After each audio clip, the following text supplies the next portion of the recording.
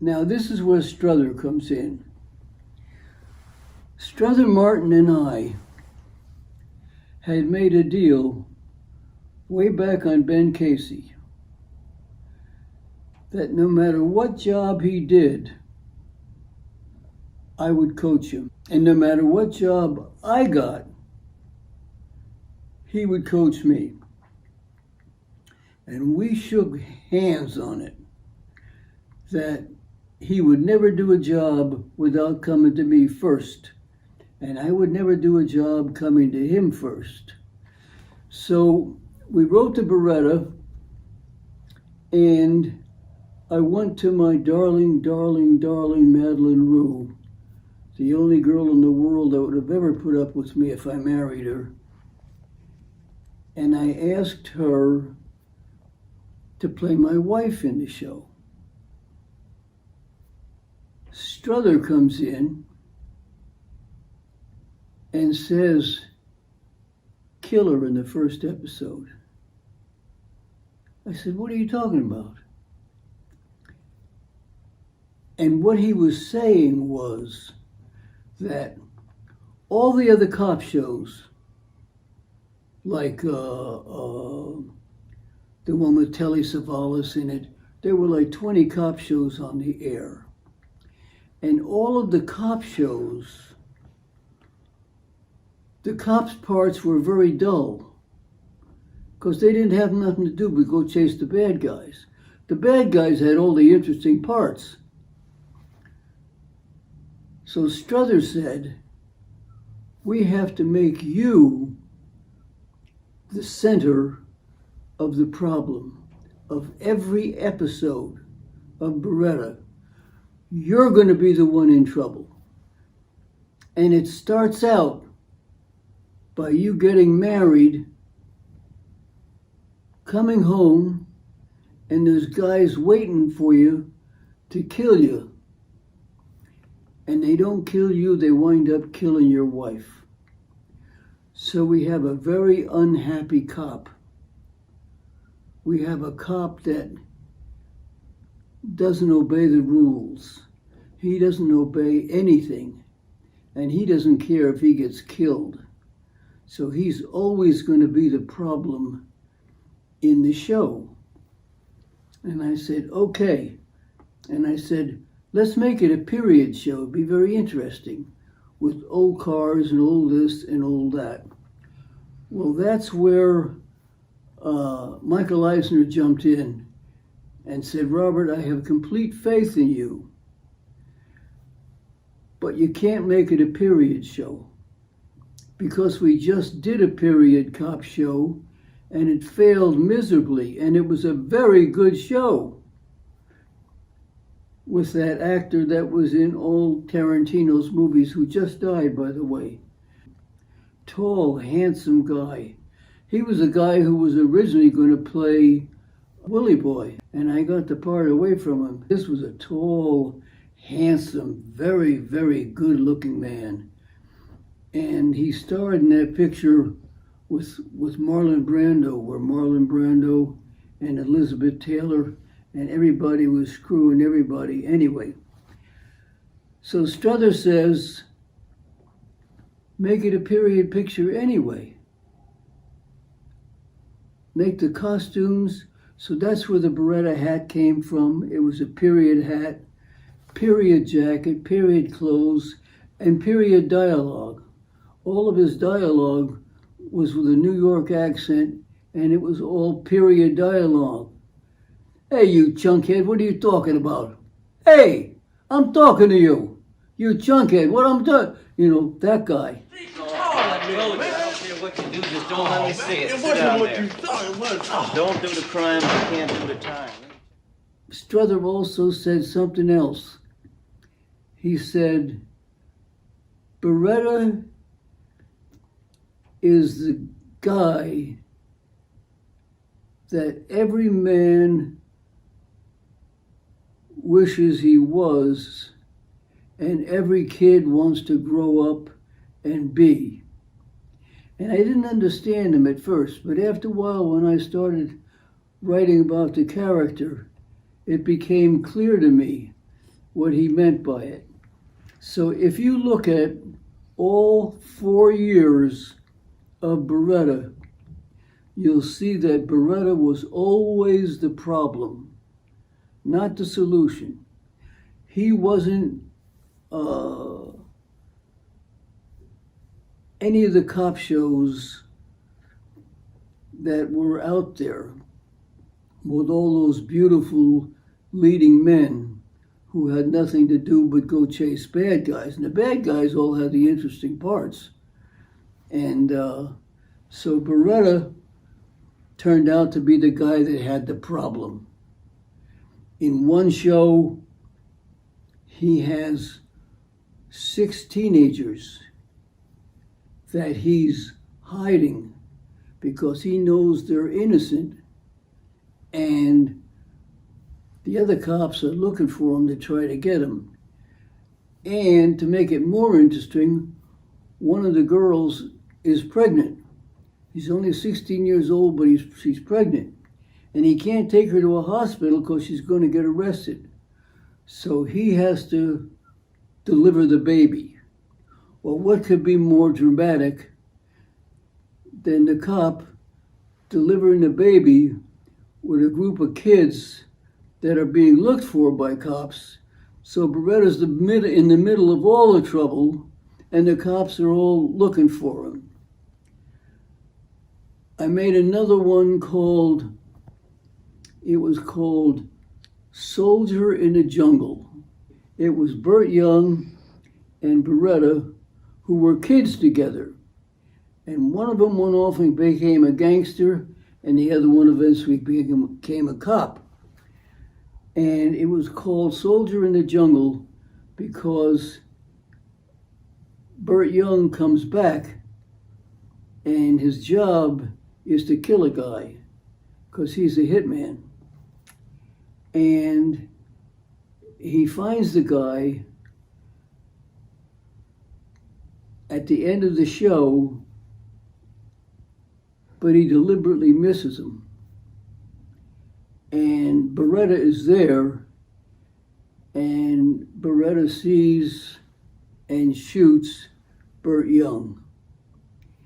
And Burt Young is down on the ground.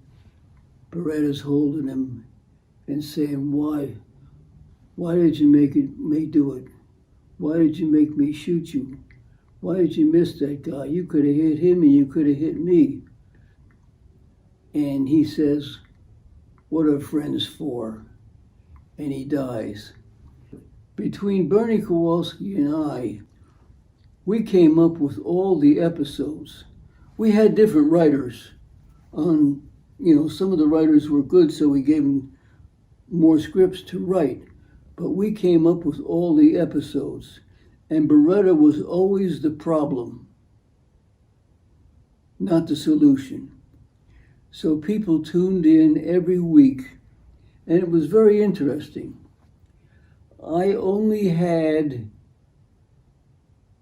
6 shows on the air, and I was nominated for Best Actor in a Series, which was against the Emmy rules.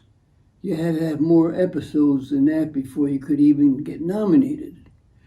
But the episodes were pretty good, and my reputation wasn't too bad. By then it got really bad later on during my divorce, and I was punching people and drinking too much and taking dope. So anyway, they nominated me. And then they realized they made a mistake, but there was nothing they could do about it. You're nominated, so you're nominated. So I got nominated. And lo and behold, I won the Emmy for the Best Actor in a Series. And the best thing about winning the Emmy was I got to kiss Cher because she was the presenter. And I won the Emmy, and I said something. I said, let the good times roll. That's it. That was my favorite expression. when I'd go to Vegas and shake the dice, it was always let the good times roll. And so she gave me a little peck on the cheek. And I gave her a little peck on the cheek, and she was very pleased. And she was beautiful. God, she was beautiful. And at the Emmys, they always have you go backstage and talk. You know, what's it like to win the Emmy, and blah, blah, blah, blah, blah. And Cher was there. And I walked over to her, and I gave her a very big, very long kiss, which she didn't seem to object to at all, because we were locked together for quite a long time. And I said, I don't know about you, but I'll never forget this Emmy. They can take the statue and put it where the sun don't shine, but I'll never forget you. And I knew her for a long time. I knew her for a long time. She had a good life, and then her life got tough, and her life got tougher and tougher and tougher. But she was a tough chick, and she lived her way through it, all of it. So Strother Martin was essentially responsible for 90% of Baretta. Now we reverse the coin. He's doing Cool Hand Luke with Paul Newman. And he's playing the boss of the prison that Paul Newman is in. And he said, Robert, I'm lost. And I said, it's simple. It's not a prison, it's a rest home. All you want is quiet. And you have a piece of hair in your mouth. If you look at the movie, you'll see him going all the way through the movie. He's trying to get that piece of hair out of his mouth. And if he can't get it, he's going to kill somebody because it's driving him crazy. And all he wants is quiet. That's all he wants. And that motivated him so that whenever Cool Hand Luke did something that bothered him, he went crazy because it's supposed to be a rest home. And he said, leave me alone, Robert, I don't need any more. I got it, I got it, I got it. I said, you sure you got it? You got that hair in your mouth that you can't get out? And when you see him in the movie, all the way through the movie, he was doing those 3 or 4 little things that I gave him to do. And it made it easy for him to go crazy whenever there was any noise or anything that he didn't like, because all he wanted was quiet. It wasn't a prison to him, it was a rest home. So that's how I helped him with that one. Then he did another movie, Butch, Cassidy and Sundance Kid. And when they go to South America or wherever the hell they went to, looking for work, they said they're going to be legitimate and they're going to work. And so they go up to see him because he needs people. He works up on a mountain and he has to go downhill and pick up the money to pay his people up on the top of the hill. And he thought he had the character down. He thought he knew what he was doing. I said, you don't know what you're doing. Let me tell you, first of all, you have to have an attitude toward guns. You have to know everything there is about a gun. When he picks it up, he says, nice piece. Can you shoot? Shoots, he doesn't shoot too well. He said, can I draw? He said, I don't care what you do. Boom, boom, boom, boom. And he shows him that he's a very good fish. He said, you're hired. You and your friend, you're both hired. And your job is to protect me when I'm going down the hill. And so they start down the hill, and it's pretty boring because in the script, Paul Newman and Robert Redford are looking for bad guys.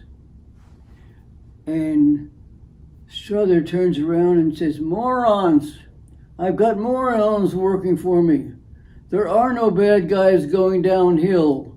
We don't have any money. When I'm coming up the hill, I need protection. Idiots, I've got idiots working for me." And I kept looking at the script and I said, it's still boring. So I told him to sing. "Oh, do you remember sweet Betsy from Pike, who crossed the high mountains with her lover Ike, with young one yoke of oxen and one spotted hog? And big yellow dog, tall Shanghai rooster, and one spotted hog, doodle dang. And a tall Shanghai rooster and one yellow dog. Follow dang, follow dee-lo, follow dang, follow yay." So all the way going down the mountain, he's singing. While the other idiots are looking for bad guys, he's singing going down the hill. So he goes down the hill and he gets the money. Coming up the hill, he gets shot and killed instantly. And the other guy's got to go find the money and straighten things out. But Strother owned the movie for as long as he was in it. When he first came on camera, he owned the movie the whole time he was in it.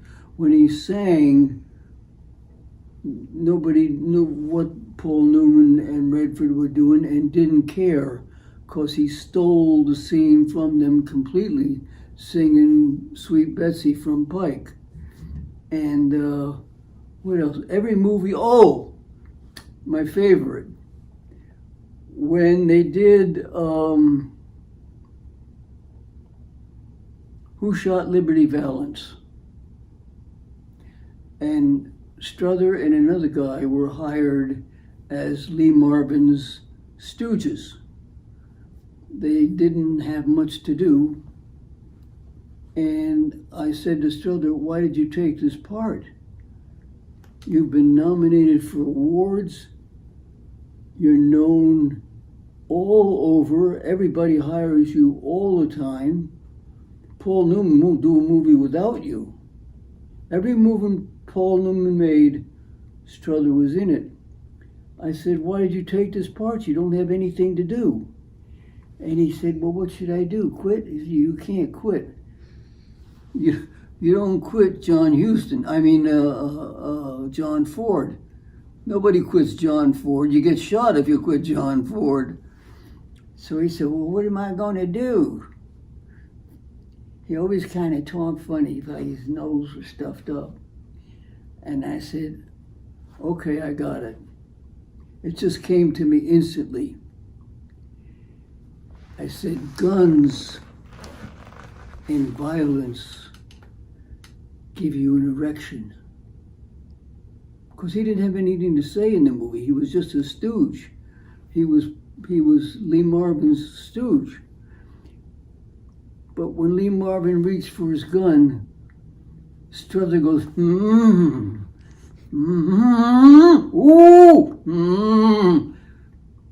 and the boss, John Ford, saw it and loved it. So all the way through the movie, if you look at the movie, every time there's any violence, if somebody punches somebody, he gets an erection. No matter what happens, you see him with his hands in his pockets going, ooh, ooh, and when finally John Ford said, "You're doing a little too much. Don't do quite so much, because Lee Marvin happens to be one of the stars, and when you do that, nobody looks at Lee Marvin." So he had to cut it down a little bit, but it still worked perfect. You could see him. When Lee Marvin is looking at John Wayne and they're having their moment together about who's going to pick up the steak, because the steak falls on the floor in the movie. And you could see they're about to draw, you cut to Strother, and Strother is having a wonderful time with himself. So Baretta came about mainly because I was broke. The movies I did, I didn't get much money for. They took a long time. Like I said, when I was through with In Cold Blood, by the way, there's something very sad. Because of all that, he murdered his wife, he didn't murder his wife. He's going into solitary confinement for a year, and all those things. The film In Cold Blood,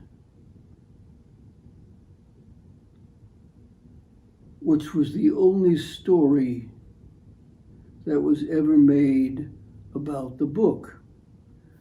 There's a good movie out there called Truman. No, it's called Capote. But it's just about Capote. It has nothing to do with the book. There was another one that was very good, and the guy who played Truman Capote was wonderful. And the girl who was voted the most beautiful girl in the world, what's her name?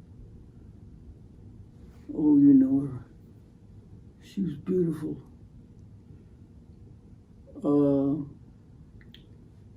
She played the woman who wrote To Kill a Mockingbird. And she was in the movie with him. But once again, they're all films about Truman Capote. The only film that's the book was In Cold Blood, and the title of it was In Cold Blood. But because of all my troubles, you never see In Cold Blood on film, ever. You see the Capote film, you even see the other film, but you never see In Cold Blood. And I found out through a funny source that the film channel TCM never shows In Cold Blood because I was in it. And they would get bad mail if they showed that movie because of all the bad things that happened to me. And it's sad because the memory of Truman Capote, the memory of Richard Brooks, the memory of Scott Wilson, the memory of all the great actors who were in it. And it was a wonderful movie. Did a great job. Strother helped me with that. He helped me a lot with In Cold Blood. But they never show the movie. There are people who have bootleg copies of it, and they share it with each other. But you never see the movie on television, on any channel, at any time, any place, anywhere. And it was voted one of the 100 best films ever made. And that's a pretty high honor. But nobody can see it because I'm in it. And it's funny how life takes such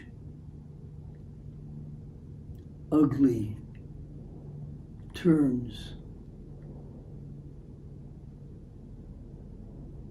One day you're riding high, and the next day you're 6 feet under. And I told you Ben Mankiewicz when he introduced the Treasure of Sierra Madre, and he told about the movie. And he said, oh, by the way, the little boy who sold him the tickets grew up to be Robert Blake, who was acquitted of murder but found guilty in a civil suit. And now here's... So it haunts me still a lot. There are good things in my life.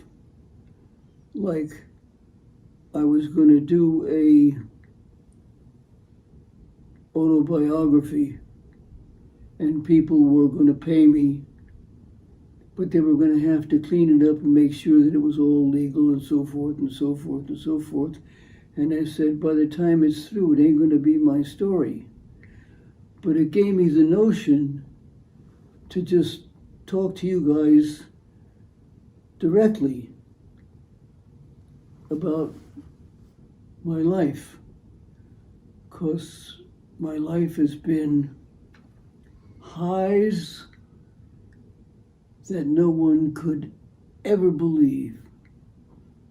When I walked in MGM at 5 years old and started singing and dancing, and the next thing I knew I was one of the Little Rascals. And the next thing I knew I was starring with Donna Reed, and they changed my name to Bobby Blake, and I had the whole world in front of me. And then my father blew it. He went to the studio, because at that time, what they were doing was getting me ready. I was going and working with the deer, because it was a movie called The Yearling. And I worked with the deer, and I worked with this, and I worked with that.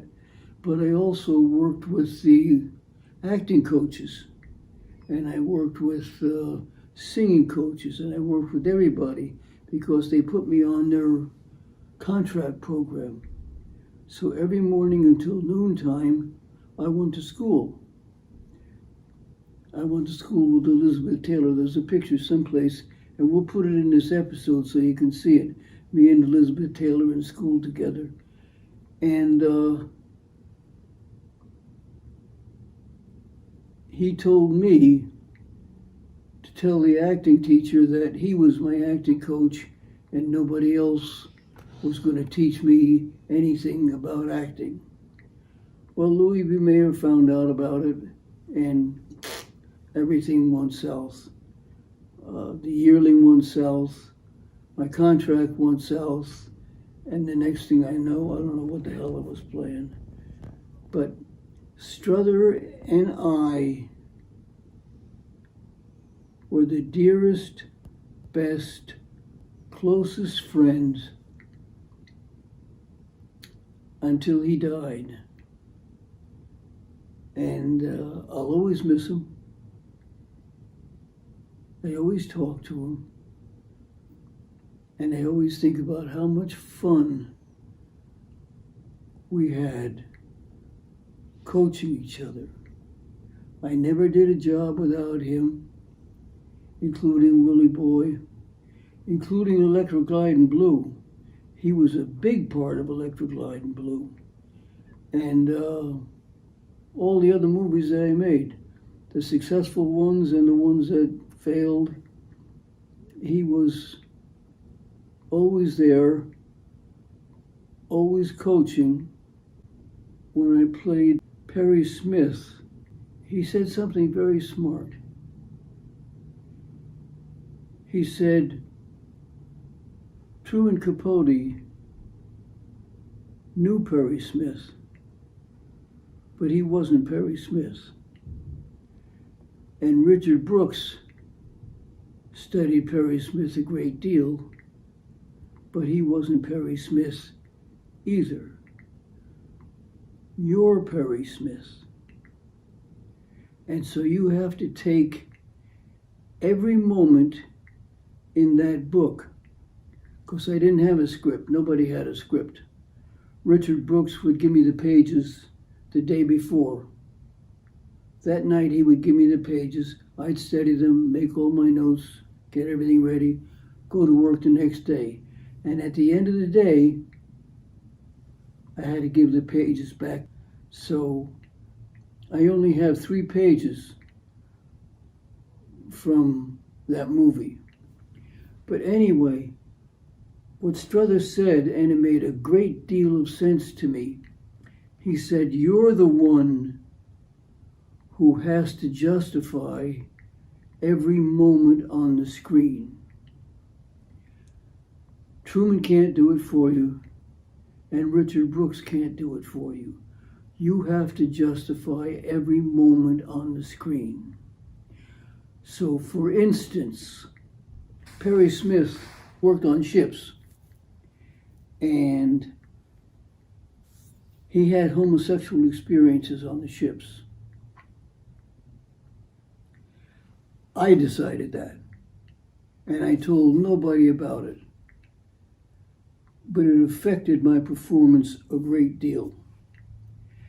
And I believe that he had homosexual experience with Dick Hickok, because they shared a cell together for a long time. Now, I never spoke to Dick Hickok about it. I never spoke to Richard Brooks about it. I never spoke to anybody about it. But I think Scott Wilson got the message, because we changed little words here and there. He started calling me honey. And there was one scene where he says, I'll show you who's the pants in this thing. And why Perry lied to everybody about killing a guy in the Orient, because he never killed anybody before. And he never killed a guy in Vegas. He lied about it. But Strother, in his wisdom, said, of course he lied about it, because he wants to prove to everybody that he's a man. And he wants to prove to himself that he's a man. And there was a scene where I go into the girl's room, not to kill her, this was before that. And I look at the artwork and I look at other things and I talk to her and I try to prove to her that I'm a man. She didn't know it in the scene. She was a very good actress, but I didn't share anything with her off camera. And I knew it. I don't know what Richard Brooks knew or what he didn't know, but we never ever discussed it. It was just there. Scott Wilson knew, and he played it a lot together. And Richard Brooks, when he saw it happening, he changed a lot of scenes in the movie. Down there where I cut the guy's throat, and I say, this has nothing to do with him. It has nothing to do with them. This has to do with you and me. In other words, who's the tough guy? Who has the pants? And that made me take the gun and kill all 4 people. And I think this was supposed to be about Baretta. But all you have to know about Baretta for sure is that in every episode, Baretta's going to be the problem, not the solution. And all of the other shows, there were dozens of cop shows on the air, and all of the cop shows, somebody else was the problem. Somebody else had the interesting part to play, and the other guys just had a lot of chase sequences. And I just reversed it so that every show, I'm the one who's trying to get an Emmy. I'm the one who's working hard in the material. And we wrote it that way so that always I was the one who had to get out of the problem. And I think that's the only thing that made the show a success, because there were like 25 cop shows on the air, and they were phasing out. You know, there was all doctors, cops, and cowboys. And the cowboys were leaving in a hurry. There were less of them. And the cops were leaving in a hurry. And Baretta got in just at the dead end of the cop era. And it was largely Strother who told me just to make sure that every episode I was in the center of it. If it wasn't me alone, it was me and the kids, or me and somebody that I knew was innocent, and I had to protect him till I could prove he was innocent, or something like that, so that I was always the one who was trying to figure out how to get out of the problem.